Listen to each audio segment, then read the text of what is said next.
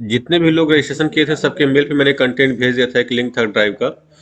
तो वो लोग आप लोग चेक किए हैं? Yes hello. सर। हाँ सर, आया था, चेक किए थे।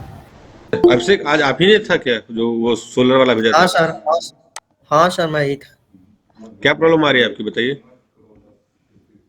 सर वही कोडिंग आ रही थी प्रॉब्लम लूप चलाने में। लूप चलाने में किसका? एमपीपीटी का था? जी सर। उसमें P and O. Pattern L. Observation ना? जी सर। चलो उसकी कोडिंग आपको मिल जाएगी। और कुछ प्रॉब्लम था? आपने नो उसको सर, और बक सब। उस पे उसका सर्किट डायग्राम हमको शेयर कर सकते हैं, दिखा सकते हैं बस ऐसे ही इस टाइम पे कि बक किया है, बूस्ट किया है, या किस तरह से लिया हुआ है? बूस्ट कन्वर्टर यूज कर रहा था सर। अभी तो कोडिंग लिखा नहीं हूँ सर, अभी तो मॉडल अभी शुरू किया हूँ, मॉडल बनाया हूँ लेकिन अभी कंप्लीट नहीं है सर। अच्छा, बूस्ट पे आपको चाहिए था? आई जी सर, बूस्ट थिंक पे। एमपीपीटी पे ना? Yes sir. एमपीपीटी पे आपको मिल जाएगा, मेरे पास मॉडल होगा बूस्ट का, है ना? बूस्ट का है बैटरी यस सर। चार्जिंग के लिए। और जो टेस्टेड है वो इस तरह से है, मेरा पी एंड ओ का मॉडल मेरा टेस्टेड होगा आई थिंक।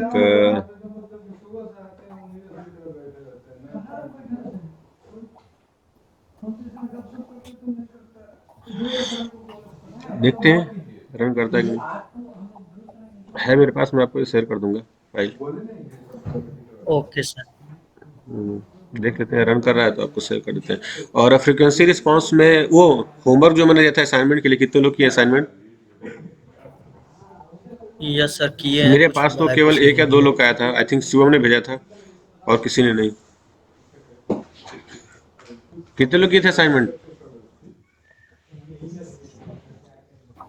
मतलब तो खुल गया। एक मिनट इसको रन कर देते हैं, देखते हैं ट्रैकिंग हो रही कि नहीं।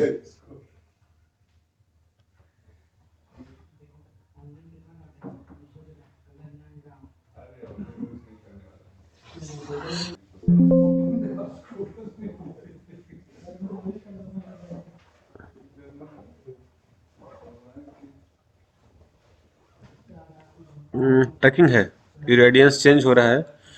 तो ये आपका पीवी पावर दिखा रहा है ना? ये के सी 200 जी टी मॉडल के लिए आई थिंक लिया गया है, मैंने रन कराया है। तो ये आप मॉडल देख सकते हैं कि मैक्सिमम पावर 1000 इरेडियंस पे 200 वाट है, 800 पे समथिंग है, ये ट्रैक कर रहा है ना?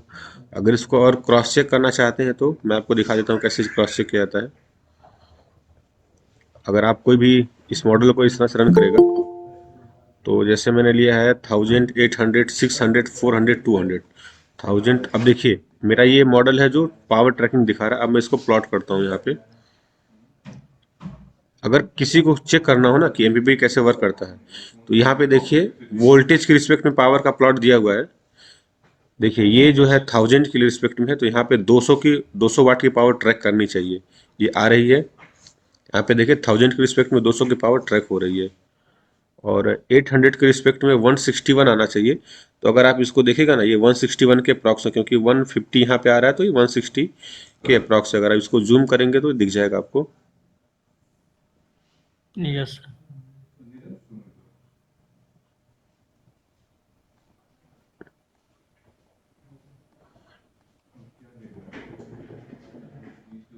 देखिए ये 161 के आसपास है ना, जो ट्रैकिंग हो रहा है जी। जी सर।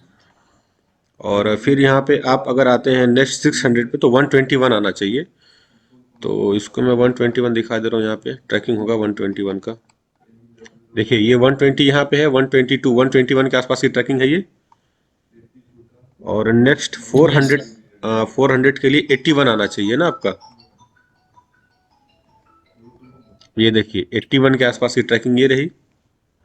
और 200 इरेडियंस पे जो है 39 के आसपास का आना चाहिए। उसको भी क्रॉस चेक कर लेते हैं।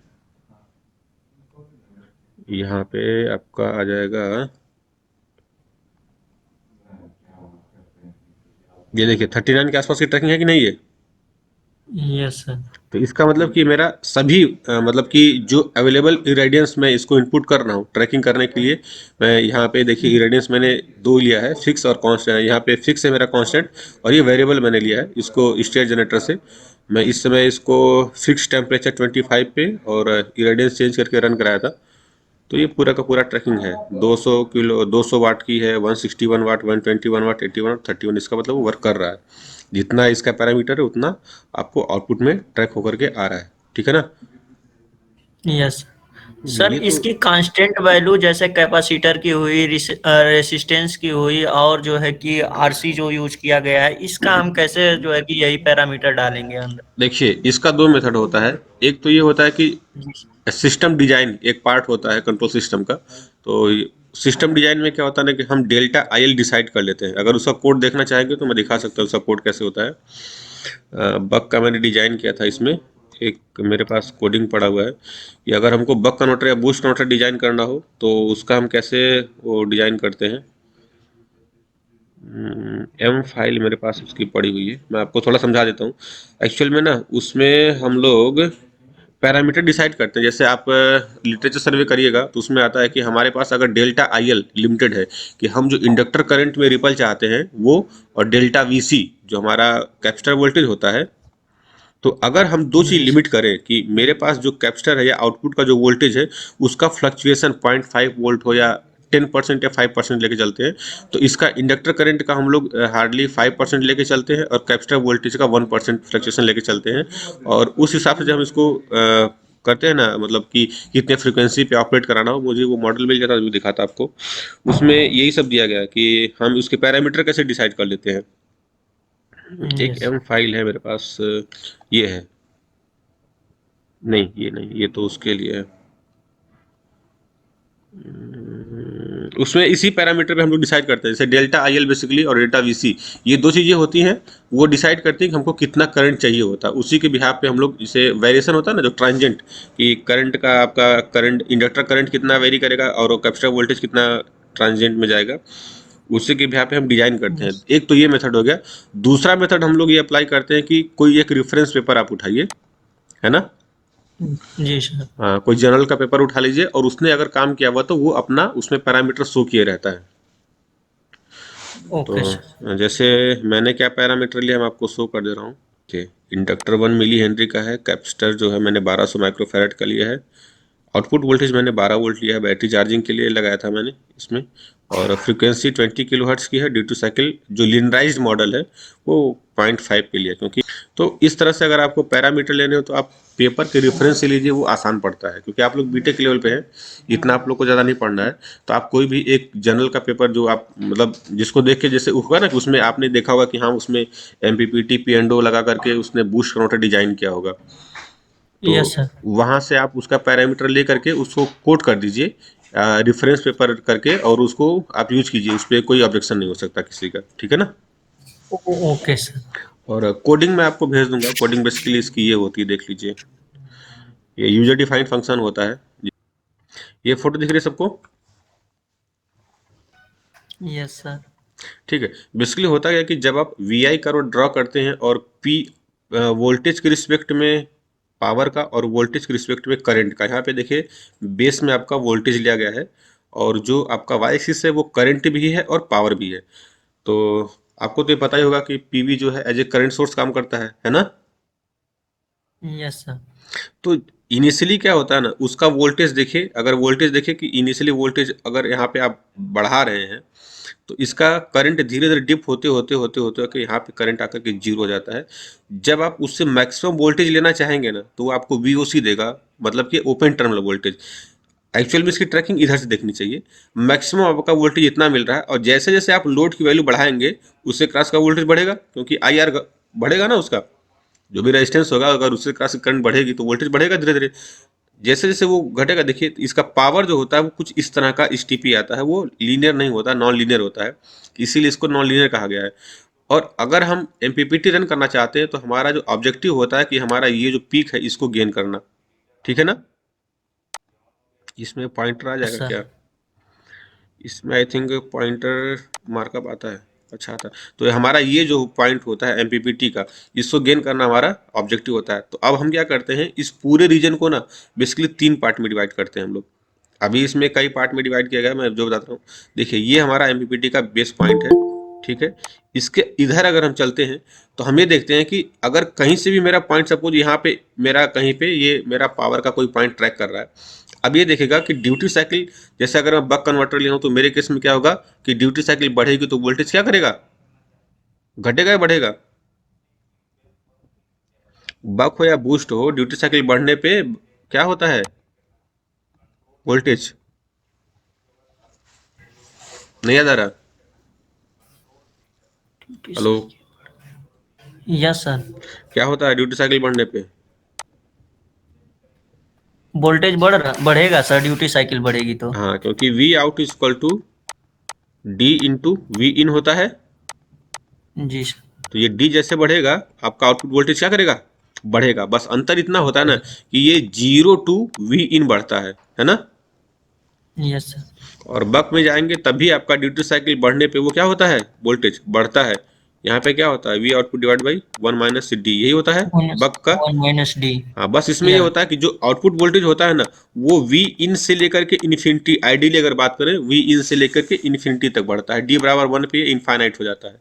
कहने के लिए होता है, एक्चुअल में उसकी पैरामीटर्स लिमिट होती है, जो भी होते हैं, है ना। यस तो हम लोग वहाँ पे थे ड्यूटी साइकिल, ये बता देता हूँ आपको इसका मीनिंग क्या होता है। अब देखिए, सपोज कि आपने इनिशियल कोई भी एक ड्यूटी साइकिल आप इनिशियलाइज करते हैं, तो सपोज आपका मार्कअप पॉइंट यहाँ बन जाता है, ठीक है। वो ये चेक करेगा कि वो एक ड्यूटी साइकिल का पर्टर पर आएगा, ठीक है। अब देखिए इधर क्या हो रहा है आपका, इधर क्या हो रहा है, वोल्टेज इंक्रीमेंट हो रहा है, लेकिन पावर क्या हो रही है इधर। अगर हम बोले डेल्टा भी, देखिए यहाँ पे लिखा भी हुआ है, पावर मैं, डिक्रीज हो हाँ, रही है मैं सर। इसको ना लिखूंगा नहीं, ऐसे ही आपको समझा दे रहा हूँ, मार्कअप हटा देता हूँ। देखिए यहाँ पे लिखा हुआ है कि डेल्टा वी निगेटिव है, अगर इस डायरेक्शन में हम मूव करते हैं, जिस डायरेक्शन में एरो है, तो वहाँ पे क्या होगा, पावर घट रहा है। जाहिर सी बात है, अगर आप किसी एक पॉइंट यहाँ पे है और उससे नीचे की तरफ जाएंगे तो पावर क्या हो रहा है, घट रहा है। वी भी घट क्या हो रहा रहा है। है, घट रहा है। डेल्टा डी क्या हो रहा है इसमें, पॉजिटिव है। ड्यूटी साइकिल भी घट रही है। ड्यूटी साइकिल पॉजिटिव है आपकी, घट रही है। और डेल्टा आई आपका यस। नियर अबाउट जीरो है। हालांकि ना ये मतलब कि किसी दूसरे काम के लिए कोट किया गया है, जो लिखा गया है। फिलहाल आप ये समझिए, इसमें बस इतना रहता है कि हम ये देखते हैं कि ये वाला रीजन जो डेल्टा पी, डेल्टा वी और डेल्टा डी वाला है, ठीक है ना। और फिर इसका अपोजिट इधर होता है। जैसे हम अगर इधर चलेंगे तो क्या होगा, पावर बढ़ रही है, वोल्टेज बढ़ रहा है, और ड्यूटी साइकिल क्या हो रही होगी, घट रही होगी। इस घट तरफ रही है। आते हैं तो इसका मतलब कि दो ही कर्व देखे जाते हैं, एक ये वाला दो कर्व देखा जाएगा, एक ये दो कर्व देखा जाता है। अब यहाँ पे अगर हम जैसे जैसे इस तरफ जाएंगे, ये एरो नीचे करने का मतलब है ना कि हम इस तरफ जा रहे हैं। रुको, मार्कअप ऑन कर लेते हैं, उससे ज़्यादा अच्छा रहा। हम ना एक्चुअल में क्या कर रहे हैं, इसी तरफ जा रहे हैं, हम इसी तरफ जा रहे हैं। अगर मैं कहीं पे हूँ तो मेरा या तो इधर जाना होगा या तो इधर जाना होगा। तो अगर इधर जाना होगा ना तो मेरा डेल्टा पी क्या है, निगेटिव है, डेल्टा वी पॉजिटिव है, डेल्टा आई क्या है मेरा, निगेटिव है, और डी मेरा क्या कर रहा होगा, घट रहा होगा। अगर इस तरफ जाना होगा, इस तरफ से जाना होगा, तो मेरा ये करो ट्रैक करेगा, और delta P positive, delta we negative, delta I positive, delta D negative. तो हम क्या करते हैं, हम रियल टाइम में डेल्टा पी और डेल्टा वी की वैल्यू क्या करते हैं, ट्रैक करते हैं, है ना। और उसके करस्पॉन्डिंग जो डी होता है, D equal to D old plus minus delta D का इंक्रीमेंट या डिक्रीमेंट करते हैं, ठीक है। अब ये पर्टर्बेशन ही डिसाइड करता है कि अगर आपका पॉइंट यहाँ है तो इसको ट्रैक करके इधर की तरफ ले जाना है, डी इस तरह से मैनेज करना है। अगर आपका पॉइंट इस तरफ है तो डेल्टा डी आपको इस तरफ लेके जाना है। क्लियर है। यस। बस इतना ही होता है पीपीटी कि डी को इस तरह से पर्टर कराना है कि ये कंडीशन चेक होती है, delta P equal to zero, delta P equal to zero. इसको एक बार वो सबसे बाहर के लूप में ये देखा जाता है। अगर delta P equal to zero नहीं है, हम कोड दिखा देते हैं, आपको समझ आएगा वहां से थोड़ा। देखिए, इनिशियलाइज किया मैंने, ये होता है किसी भी यूजर डिफाइंड फंक्शन को डिक्लेयर करना। फर्स्ट लाइन कहती है कि मैं एक फंक्शन क्रिएट कर रहा हूं जिसका आउटपुट डी होगा, उस फंक्शन का नाम होगा ड्यूटी साइकिल। जैसा ये लिखा गया ना, उसी नाम से इसको कॉल किया जाएगा। अभी तो मैं कहीं पे कॉल नहीं कर रहा हूँ, केवल एज ए मैटलैब में मैंने यहाँ पे मैटलैब फंक्शन में केवल कोडिंग की है। लेकिन अगर आप इसको किसी स्क्रिप्ट में, जैसे हम लोग मैटलैब उसमें एडिटर विंडो में काम करते हैं, अगर वहाँ पे कॉल करना होता तो मैं इसको रन करके चेक कर सकता हूँ कि डी की वैल्यू क्या आएगी। अगर करस्पॉन्डिंग वी और आई में दिया तो वो बता देगा कि हाँ इसके करस्पॉन्डिंग डी की क्या वैल्यू होनी चाहिए इस कोड को रन करके। फिलहाल ये हम देखते हैं। और इसमें इनपुट जो होगा ना ये आपका v एंड i है। तो जो हम यूजर डिफाइंड फंक्शन क्रिएट करते हैं उसका सिंटैक्स ये होता है कि ये तो फंक्शन लिखा हुआ आता है, output equal to function name, sorry, output equal to function name bracket में इनपुट वेरिएबल्स। क्लियर है? इतना होने के बाद फिर हम डिक्लेरेशन करते हैं। ये डिक्लेरेशन ना फिक्स होता है आपका। एमपीपीटी में जाइएगा, अगर पर टर्म एंड ऑब्जर्वेशन है तो यहाँ पे आपको ड्यूटी साइकिल इनिशियल और डेल्टा डी दिखाना पड़ेगा। और इंक्रीमेंटल कंडक्टेंस आईएनसी जो होती है वहाँ पे अगर आप जाएंगे तो आपको VOC, ISC, VPV, MPV decide करना होता है। क्लियर है? और डेल्टा डी तो रहता ही रहता है, delta D. Persistent V old, P old, D old. Persistent क्यों डाला जाता है? अगर आप कोई कोड रन करने जा रहे हैं तो उसको इनिशियल में ना कुछ वैल्यू होल्ड करा के देनी पड़ती है। अगर आप जैसे एमपीटी रन करने गए तो इनिशियल में उसके पास जीरो है, कुछ भी नहीं है, तो कोड आपका रन ही नहीं करेगा, है ना। लेकिन आप उसको कुछ इनिशियल वैल्यू आप डिसाइड कर देते हो। अभी P old, V old, D old क्या है अभी आपको पता चलेगा। देखिए वो इस वैल्यू को होल्ड करके रखेगा जिससे आपका मैटलैब क्लोज नहीं होने देगा। ठीक है? और डेटा टाइप बराबर डबल, ये क्या करता है, ये कमांड ये कहता है कि इस कोड को रन करने में जितने भी वेरिएबल आएंगे ना सबको वो डबल टाइप का कंसीडर करेगा। यहां तक क्लियर है? सर ठीक। अब ये कमांड आता है इफ इज इम्पडी वी ओल्ड। इसका मतलब होता है कि अगर वी ओल्ड जीरो होता है या नल वैल्यू है इसमें, है ना। जीरो का भी मतलब होता है कि आपके पास एटलीस्ट कोई एक नंबर है, कोई एक वैल्यू है। लेकिन अगर वो नल होता है, इम्पटी है, जिसको हम बोलते हैं N N, not a number, तो क्या करेगा, वी ओल्ड को ये जीरो असाइन कर देगा, पी ओल्ड को जीरो असाइन कर देगा, और ड्यूटी साइकिल को डी इनिशियल, जो आपने यहाँ पे डी इनिशियल 0.5 लिया हुआ है, बेसिकली इसको 0.5 पे ही रखते हैं, सबसे सेफ जोन होता है। कोई भी कन्वर्टर होगा तो 0.5 पे सेफली रन करेगा। ठीक है? बशर्ते ये होता है कि बूस्ट कन्वर्टर में और बक कन्वर्टर में 0.5 पे सबसे मैक्सिमम ट्रांजिएंट आता है। ये एक अदर पार्ट है। फिर उसके बाद ये लूप इंड हो गया। तो बस जब ये कोड रन कर रहा था इनिशियल में तो इसने बस चेक कर लिया कि अगर वी ओल्ड जीरो है तो वी ओल्ड बराबर जीरो, बाय डिफॉल्ट ये वैल्यू उसको असाइन हो जाएगी। उसके बाद जो भी पी की और वी की वैल्यू आ रही है वो उसको मल्टीप्लाई करेगा, डेल्टा वी कंसिडर करेगा, है ना। उसके बाद डेल्टा पी मतलब change in voltage, change in power को ये कैलकुलेट कर लेगा। अब इसके बाद यहाँ से मेन कोडिंग शुरू होती है और सारी कोडिंग इतने ही दूर में खत्म हो जाती है पटर में ऑब्जर्वेशन की। वो चेक कर रहा है if delta V not equal to zero, delta P not equal to zero. इसका मतलब अगर डेल्टा पी जीरो नहीं है, डेल्टा पी का मतलब क्या हुआ, डेल्टा पी तब जीरो होगी जब वो मैक्सिमम पीक पे होगा। क्यों? हेलो। हेलो, हाँ आवाज जा रही है? हाँ सर। हाँ सर, मैं आवाज अभी कट गई मैं थी इस थोड़ा सी। ओके ओके, मैं इसको ना पैरेलल में फिगर ओपन करके दिखा देता हूँ। देखो मैं कोड के साथ फिगर को एक्सप्लेन करता चलूंगा, थोड़ा सा इजी हो जाएगा आपको समझना। अभी दोनों दिख रहा होगा। Yes sir. अब देखो डेल्टा पी तो आपका एक ही पॉइंट है जहां पे जीरो होगा वोल्टेज के रिस्पेक्ट में, है ना। यहाँ पे डेल्टा पी का जीरो आएगा डीपी। Yes sir. अगर ऐसा नहीं होता है, डेल्टा पी जीरो नहीं है, तो वोल्टेज कहाँ कहाँ लाई कर सकता है, या तो इस रीजन में लाई करेगा या तो इस एमपीपी के लेफ्ट हैंड साइड में या तो राइट हैंड साइड में, है ना। हम ये लाइन को रेफरेंस लाइन मान लेते हैं, जो ये एमपीपी जोन का ये लाइन है ना, ये वाली लाइन हमारी रेफरेंस लाइन हो गई। तो अब क्या करेगा, ये चेक करेगा क्या delta P less than zero है। Delta P less than zero किधर आएगा आपका, इस साइड आएगा। जब डेल्टा पी क्या हो रहा है, घट या बढ़ रहा है, तो वो निगेटिव आ रहा है। तो डेल्टा पी देखिए किधर निगेटिव है, इस जोन में निगेटिव है, इस जोन में। अगर ये इधर मूव लेफ्ट। करता है तो निगेटिव होगा ना, इधर आगे की तरफ मूव करेगा तो पॉजिटिव है इस जोन में, इस तरफ आएगा तो क्या होगा, निगेटिव होगा। देखिए यहाँ पे डाउन एरो के साथ निगेटिव है। अगर ये अपने लेफ्ट हैंड साइड में निगेटिव की तरफ जा रहा है, मतलब कि लेफ्टवर्ड टूवर्ड्स लेफ्ट जा रहा है, तो डेल्टा पी निगेटिव हो रहा है। फिर चेक करेगा इफ डेल्टा वी निगेटिव, तो डेल्टा वी भी निगेटिव है। अगर वो इस पॉइंट से लेफ्ट की तरफ जा रहा है तो डेल्टा वी निगेटिव होगा। तो क्या करेगा ये, D equal to D old minus delta D कर देगा। तो डी को क्या कर देगा, ये घटा देगा। यहाँ पे डी को क्या करेगा, घटा ये देगा। घटा देगा। घटा दे। अगर ऐसा नहीं है तो दूसरा केस होगा, मतलब वो राइट हैंड साइड का केस होगा। तो उस केस में क्या करेगा, डी को क्या करेगा, वो यहाँ पे रिफरेंस दो केस है। वोल्टेज के पास अगर ले जाने का डेल्टा वी प्रयास लेस देन करेगा। जीरो है, डेल्टा वी लेस देन का मतलब क्या है कि वोल्टेज आपका घट रहा है, मतलब इस तरफ आ रहे हैं तो घटाएगा और इस तरफ जा रहे हैं तो वोल्टेज यस को, सर, ड्यूटी साइकिल को बढ़ा देगा, ठीक है बढ़ाएगा, ना।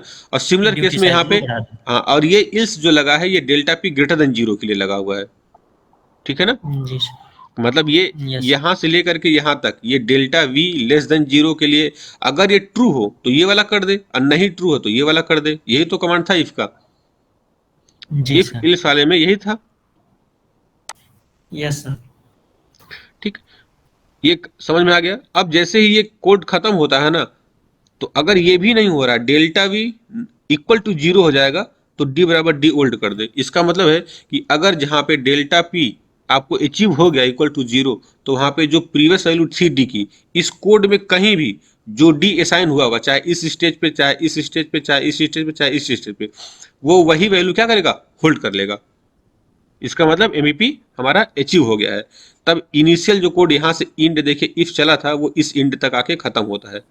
फिर उसके बाद क्या करेगा, if D yes, is greater than or equal to D maximum, अगर ड्यूटी साइकिल को परटर्ब करते करते वो डी जो है डी मैक्स से ज्यादा हो जाए या डी मिनिमम से ज्यादा हो जाए, कहीं अगर ऐसा होता है तो उसकी प्रीवियस वैल्यू उसको असाइन हो जाएगी।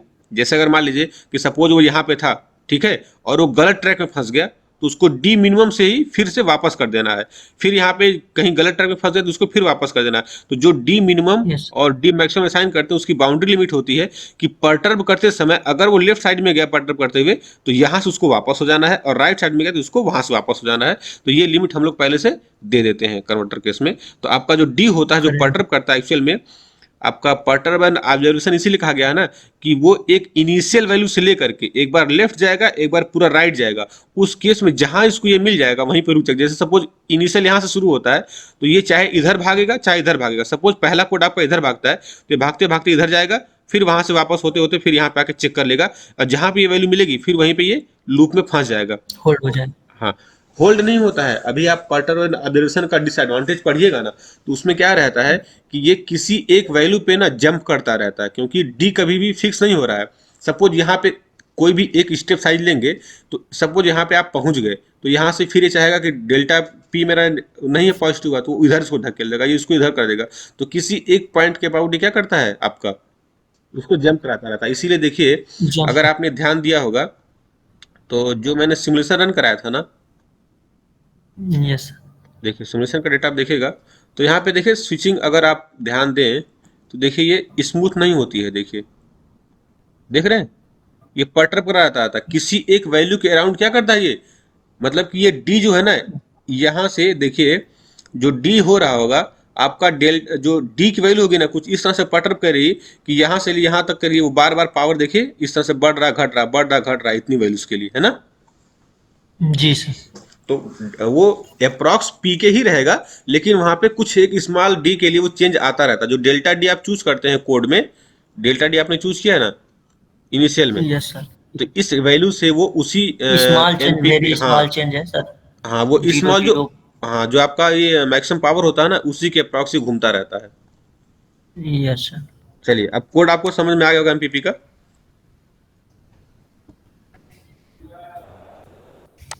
बात करते हैं हम लोग रिस्पांस एनालिसिस की, फ्रीक्वेंसी रिस्पांस में। तो हमने यहाँ पे एक ट्रांसफर फंक्शन लिया हुआ है, और मैं इसको इवेल्युएट कर देता हूँ। तो मेरे पास एक डिनोमिनेटर आ गया, एक नोमिनेटर आ गया, ठीक है। तो अगर कोई इसको देख के बता सकता है कि ट्रांसफर फंक्शन क्या होगा, इसका ट्रांसफर फंक्शन होगा 1 डिवाइडेड बाई क्या होगा, S square plus 6s plus 1, ठीक है ना, सर, सही है। अब मैं इसको एक सिस्टम नाम की फाइल में असाइन कर देता हूं। अगर आप लोग सिस इसको सर्च करना चाहेंगे तो देखिए 1 divide by S square plus 6s plus 1। अगर आपको याद होगा तो जो standard form of quadratic equation होता है क्या होता है, कोई बताएगा, what is the standard form of quadratic equation. A X square plus B X plus C, और ट्रांसफर फंक्शन में जो आपको पढ़ाया जाता है, किसी एक सेकेंड ऑर्डर सिस्टम का ट्रांसफर फंक्शन जो स्टैंडर्ड आता है वो क्या होता है।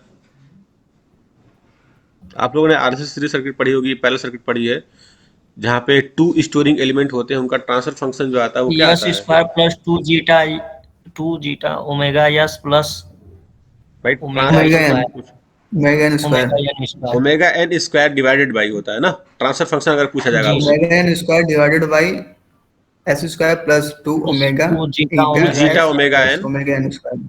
यही ना? Yes yes sir. चलिए, प्लस तो यहाँ पे अगर आपसे पूछा जाएगा ओमेगा एन की वैल्यू क्या है, तो आप बोलिएगा 1 ही है ना? और जीटा की वैल्यू कितनी आएगी? 3 वन 3 आएगी। 2 जीटा ओमेगा एन अगर 6 दिया है और जिसमें से ओमेगा की वैल्यू 1 है, तो जीटा कितना बचा? 3 और जीटा अगर 1 से ज्यादा हो तो इसका मतलब सिस्टम कैसा है? Over damped sir. बिल्कुल सही बात है। ठीक, अब यहाँ पे देखिए 2 कमांड है। एक है स्टेप प्लॉट सिस्टम करके, मैंने जो सिस्टम है उसको हम स्टेप प्लॉट करना चाहते हैं, और एक कमांड है केवल स्टेप करके। तो पहले आपको स्टेप करके दिखाता हूं। हमने उस फंक्शन का स्टेप रिस्पॉन्स देखा है, आपको ओवर टाइम जैसा दिख रहा है ये? Yes sir. सर यहाँ पे कहीं भी कोई ट्रांजेंट वगैरह दिखा आपको? No sir. नहीं दिखा। चलिए, अगर मेरा जीटा लेस देन 1 होता है तो यहाँ पे आप बताइए क्या मैं लिख दूं कि वो जीटा लेस देन 1 हो जाएगा? 2 से नीचे अगर मैं कुछ भी लिखता हूं तो वो मेरा क्या बन जाएगा? अंडर डैम्प बन जाएगा, क्योंकि वैल्यू अंडर होती है 2 जीटा ओमेगा एन होती है। तो मैं यहाँ पे 1 कर देता हूँ, सॉरी लिखा है नहीं, तो यहाँ पे मैं 1 कर देता हूँ। अब इसका मतलब मेरा सिस्टम कैसा हो गया होगा? Under damped. अंडर डैम्प करके देखें। चलिए, हम सिस्टम को भी रन कर देते हैं, स्टेप प्लॉट करते हैं, देखते हैं कैसा सिस्टम आता है। आ गया ट्रांजेंट, आया कि नहीं आ गया? Yes sir. क्रिटिकल डैम्प में क्या होता है? जीटा की वैल्यू, ऐसा करते हैं इसको होल्ड ऑन कराते हैं ताकि आपको दिखाई दे कि क्या हो रहा है, ठीक है ना?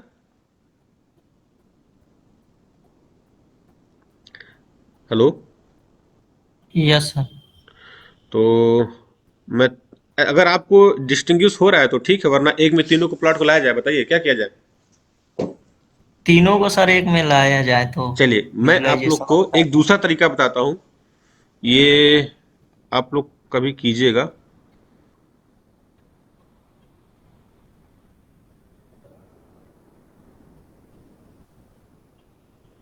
अच्छा, ये आपका फिगर विंडो ही है ना? ठीक है, तो यहाँ पे होल्ड ऑन कर लेते हैं, hold on.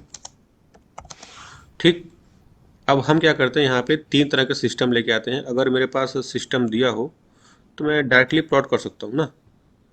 Step, step command मैंने दे दिया। स्टेप के बाद मुझे क्या करना पड़ता है? सिस्टम डिफाइन करना पड़ता है। तो मुझे पहले सिस्टम 1 2 3 लिख देने चाहिए।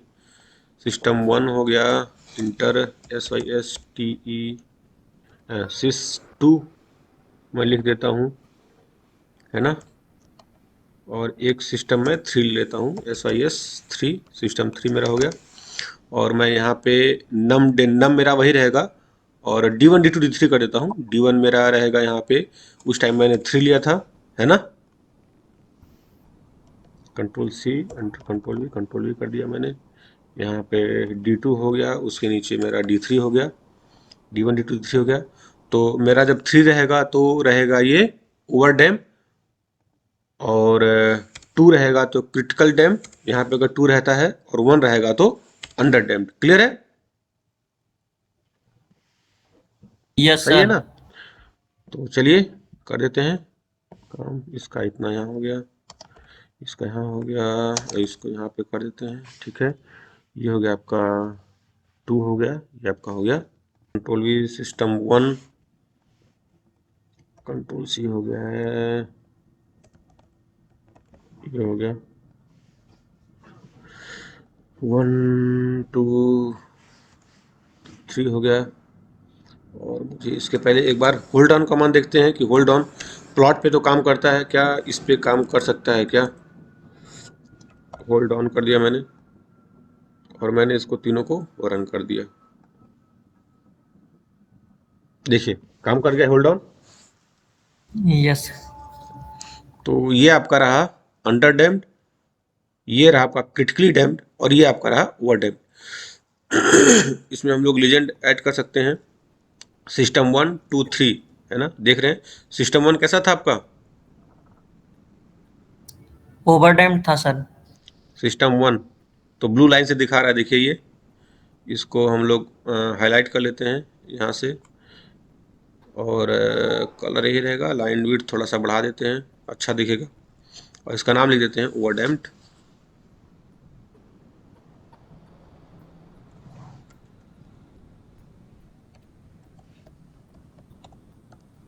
ओवरडैम्प्ड था। दूसरा कौन सा है? ये लाइन है दूसरी।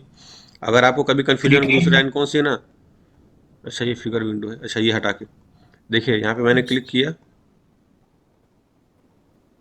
ये फिगर में होता है क्या? ये मेरा प्लॉट कौन सा है? क्रिटिकल डैम्प्ड का होगा सर, जीटा इक्वल टू 1 पे। दूसरा प्लॉट ये है मेरा, इसको मैं हाईलाइट कर देता हूँ, कलर इसका थोड़ा डिफरेंट ले लेता हूँ, इसलिए कन्फ्यूजन हो रहा है। कलर चेंज कर दिया हमने, वहाँ भी चेंज हो गया, देखिए लाइन विड्थ हमने अनडैम के लिए एक बार चेक कर लीजिए सर। ये हमारा कौन सा है? सिस्टम 2। सिस्टम 2 में डी लिया गया है, जहाँ पे 2 है, ये क्रिटिकल डैम्ड है ना? Yes sir.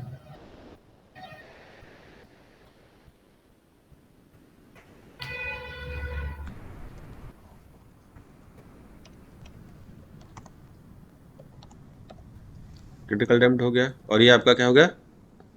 Under damped. दिख रहा है? Under damped. Yes sir. ठीक है, तीनों साथ आ गया। होल्ड डाउन कमांड, इसका मतलब प्लॉट के साथ साथ किसी भी फिगर विंडो पे काम करता है, ठीक है ना? Yes sir. ठीक है, एक चीज तो हम लोगों ने ये सीख लिया कि हमने, अनडैम के लिए सर क्या होगा सर? क्या हुआ? अनडैम के लिए जब जीटा की वैल्यू 0 होगी। हाँ, ये आपका बे उसमें भाई, जो जो जीटा की वैल्यू 0 होती है तो उसको भी बना देते हैं, चलिए अनटैम्ड बना देते हैं। आप लोग तो सीधे बना सकते थे सिंपल यहाँ वेब पे, की तरह आएगी सर। यहाँ पे सीधे सीधे आ जाएगा 1,0,1, इसका मतलब जीटा की वैल्यू 1। 0 हो गई। जी सर। ठीक है, यहाँ पे हम लोग कर देते हैं सिस्टम 4। अनडैम्प्ड कोई डैम्पिंग नहीं होगी।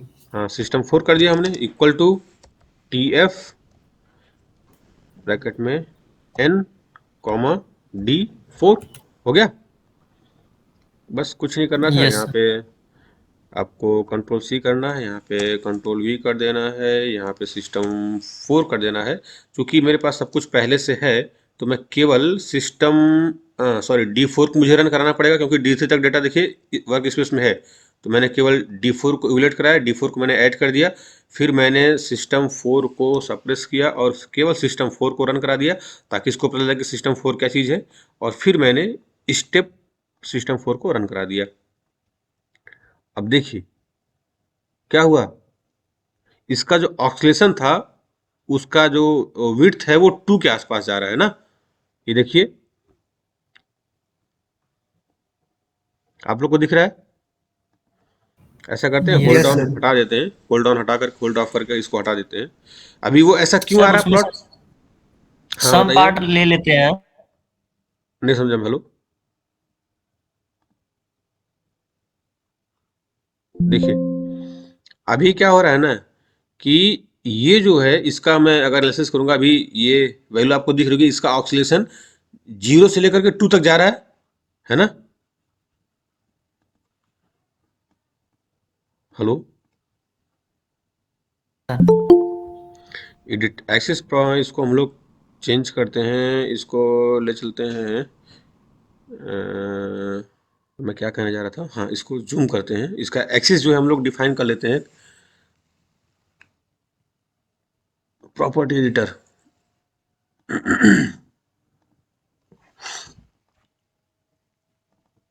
प्रॉपर्टी एडिटर में चलते हैं और इसकी एक्सिस डिफाइन करते हैं।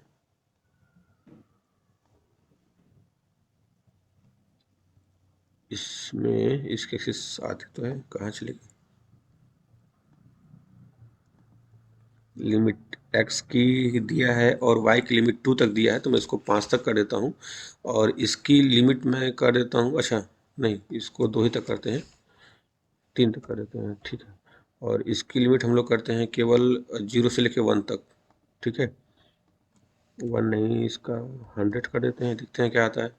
अब देखा सस्टेन्ड ऑसिलेशन दिख गया आपको? Yes sir. सस्टेन्ड ऑसिलेशन है जिसका एम्पलीट्यूड कितना आ रहा है? 2 आ रहा है। क्लियर है? Yes sir. चलिए, तो इसका मतलब हम लोगों ने डिफरेंट टाइप ऑफ सिस्टम हमने देख लिया, ठीक। अब यहाँ पे दो चीजें थी, एक सिस्टम प्लॉट था, एक सब सिस्टम था, स्टेप प्लॉट था, एक स्टेप था केवल। अब देखिए दोनों में क्या डिफरेंस है ये देखना चाहेंगे हम लोग। सॉरी। तो आपका जो फंक्शन था अनडैम्प्ड का, वो कौन सा था? अनडैम्प्ड नहीं, आपका जो डैम्पिंग वाला सिस्टम था जिसमें हमने लिया था जीटा की वैल्यू 1 से कम, ये तीसरा वाला था ना। तो मैं यहाँ पे सिस्टम 3 करना चाहूँगा। सिस्टम 3, देखिए मैंने ये कमांड सब रन कर दिया, एक बार मैं आपको दिखा दे रहा हूँ। क्लियर ऑल करके क्लोज ऑल कर दिया, देखिए सब हट गया, कोई फिगर विंडो नहीं ओपन है, देख लीजिए कोई फिगर विंडो नहीं ओपन है ना। तो अब यस मुझे सर। D3 रन करना पड़ेगा। पहले तो N1 N होना चाहिए मेरे पास, और D3 होना चाहिए मेरे पास, और सिस्टम 3 मेरे पास होना चाहिए। केवल मेरे काम का इतना ही है, मैं केवल इसी पे जज करने वाला हूँ। तो मैं करता हूँ कि स्टेप प्लॉट सिस्टम 3, मैंने इस कमांड को रन किया तो आपका तो ये प्लॉटिंग आ गया। क्लियर है? तो मैं इसको देखिए यस क्लोज सर। कर देता हूँ, मैंने इस प्लॉट को क्लोज किया। अब मैंने सिर्फ लिखा स्टेप सिस्टम 3, तभी वही प्लॉट आ रहा है। फिर दोनों में डिफरेंस क्या हुआ? जब स्टेप प्लॉट भी वही दे रहा है और स्टेप भी दे रहा है तो फिर क्या मतलब है? थोड़ा सा डिफरेंस देखते हैं। देखिए मैंने यहाँ पे कमेंट लाइन किया हुआ था, अब देखते हैं क्या डिफरेंस आता है। अब मैं क्या कर रहा हूँ कि हाँ, ये हटा देंगे, थोड़ा और अच्छा लगेगा आपको, मजा आएगा आपको देख के कभी क्या हो रहा है। मैंने सेम कमांड लिया लेकिन उसको एक वेरिएबल को असाइन करने लगा मैं। बात समझ गए मेरी? मैं क्या कर रहा हूँ, जो मैंने टास्क परफॉर्म किया था वो जो भी चीज किया ना उसको मैं एक वेरिएबल को देना चाहता हूँ। अभी देखिए आपके वर्क स्पेस में देख लीजिए, क्या कोई वेरिएबल ए है दिख रहा है आपको? कोई a no variable sir. Workspace में दिख रहा है?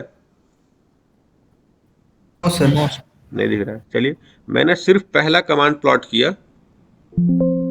अच्छा, सिस्टम 3 करना पड़ेगा, सॉरी मैं भूल गया था। सिस्टम 3 यहाँ पे है वर्क स्पेस में, तो मैं सिस्टम 3 कॉल करता हूँ, यहाँ भी मैं सिस्टम 3 कर देता हूँ, फिर एरर आएगा। तो मैंने ए इक्वल टू स्टेप प्लॉट किया 3, प्लॉटिंग तो आ गया। यहाँ पे देखिए एक ए आया और इसमें क्या लिख के आया है? टाइम प्लॉट, है ना। अगर आप ए को देखना चाहेंगे टाइम प्लॉट को, तो यहाँ पे दिखा रहा है वैल्यू इक्वल टू, देखिए ये मैटलैब की एक फाइल बन के आई है। टाइम प्लॉट क्या होता है, देखिए इस तरह से उसको क्रिएट किया जाता है, इस तरह से उसको दिया जाता है, जहाँ पे टाइम प्लॉट MN, जहाँ पे आप एक्सेस कर सकते हैं, है ना। तो हम देखते हैं ये कि अगर हमारे पास ए नाम से कोई टाइम प्लॉट है, उसको सेव करना चाहे हमारे पास अगर कोई प्लॉट है, उसको कैसे सेव कर सकते हैं। देखिए ये एक constructor for time plot class, तो जैसे हम अभी डबल पढ़ रहे थे, सिंगल पढ़ रहे थे, उस तरह से ये वेरिएबल का एक क्लास होता है टाइम प्लॉट करके। तो इसका मतलब है कि जो डेटा था ना वो एग्जैक्टली सच में ये प्लॉट ही किया था, है ना। अब इसको हम लोग रन करते हैं। अभी देखिए ए यहाँ पे है तो मैं ए को हटा देना चाहूँगा। तो मैं अगर ए को डिलीट करना चाहूँगा तो कैसे करता हूँ मैं? ए इक्वल टू नल मैट्रिक्स, है ना, पढ़े थे आप लोग। Yes sir. Yes sir. अब देखिए यहाँ से ए का सारा डेटा गायब हो गया, यहाँ से जाए डायरेक्ट इसको डिलीट कर दे, बातें खत्म। क्लियर है?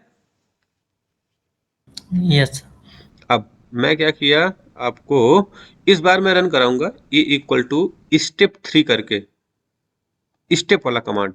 तो देख रहे हैं यहाँ पे क्या बन के आया, ये झमेला नीचे देख रहे हैं, ए बराबर 0 से लेकर के ये अभी ए बराबर कितना आया? 115 क्रॉस 1 का। अब देखिए आप यहाँ पे ए का आपका पास एक क्या हो गया है, कॉलम मैट्रिक्स आ गई है, आई कि नहीं? यस। इसका मतलब है कि स्टेप जो होता है ना, कुछ एक डायमेंशन के लिए वो आपका जहां तक उसको सुटेबल लगता है कि वो अब सेटल हो रहा है, वहां तक के लिए वो क्या करता है, आपका एक एरे बना लेता है।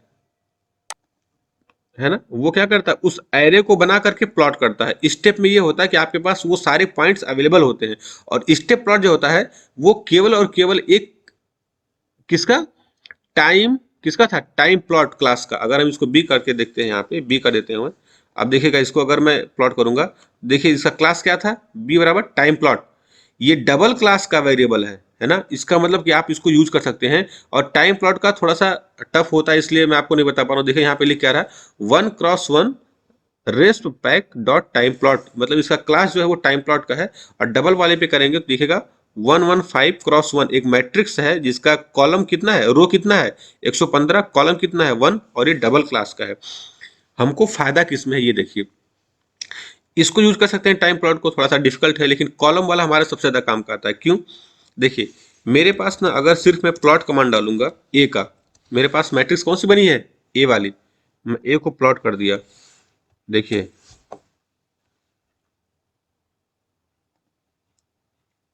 ये पहले मैं डिलीट करता हूं ताकि आपको पता चले। देखो अभी कोई प्लॉट कुछ खुला नहीं है, सारा प्लॉट बंद है, मैं केवल प्लॉट ए कमांड को रिपीट कर रहा हूं, देखिए बन के आ गया।